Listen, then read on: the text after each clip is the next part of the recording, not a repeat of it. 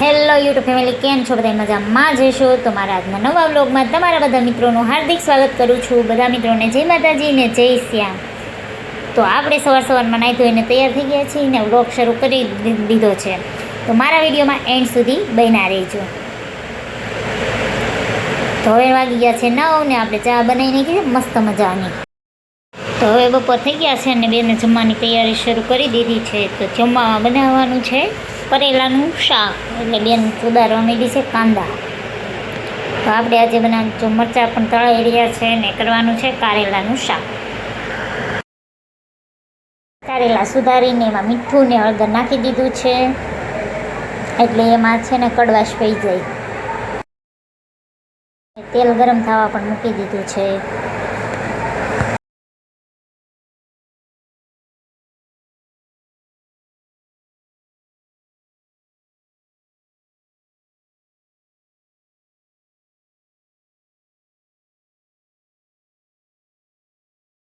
તેલ ગરમ મૂક્યું હતું તો હવે તેલ આવી ગયું છે. તો હવે નાખી દીધી છે એમાં કાંદો, અને કાંદાને એકદમ ક્રશ થવા દેવાનું.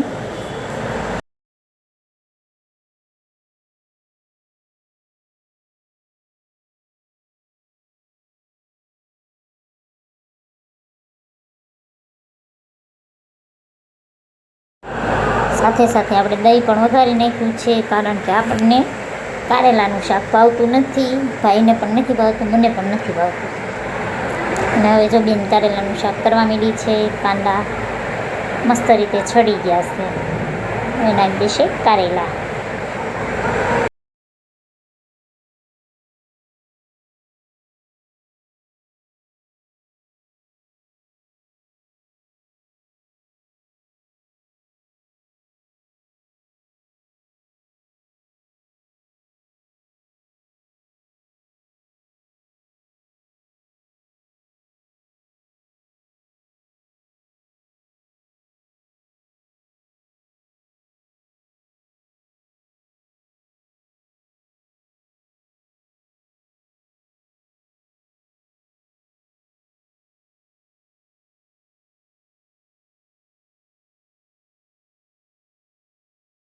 હળદર ને મીઠું નાખીને થોડીક વાર સળવા દીધું હતું ને હવે નાખી દીધી છે એમાં ચટણી.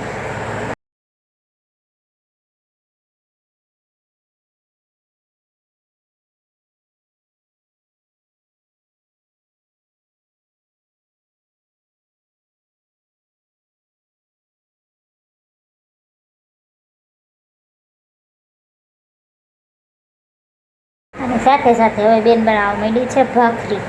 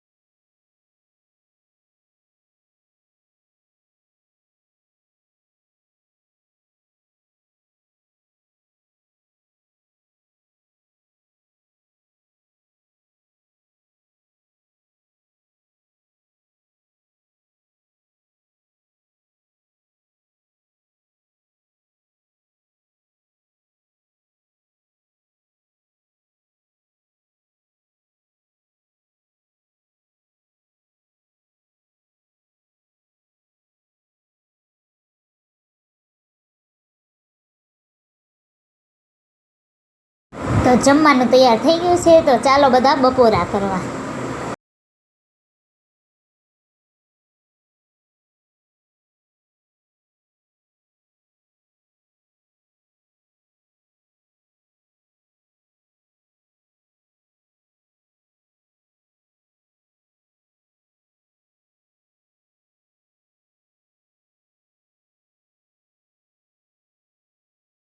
સાંજનો સમય થઈ ગયો છે ને આજે તો રસોઈ બનાવવાની હતી આપણે, એટલે આપણે તો બનાવી નાખ્યો દૂધ પાક,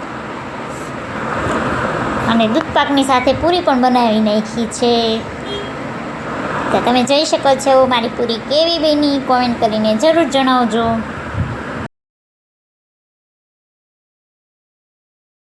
ની સાથે સાથે મેં રોટલી પણ બનાવી નાખી છે.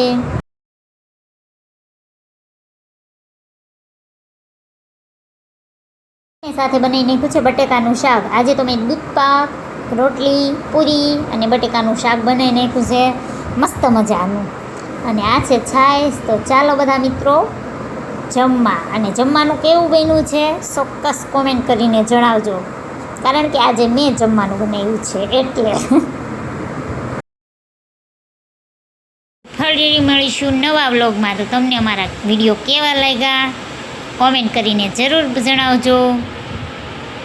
લાઈક કરજો ને તમારા મિત્રો સાથે શેર કરજો અને મારી ચેનલને સબસ્ક્રાઈબર કરજો.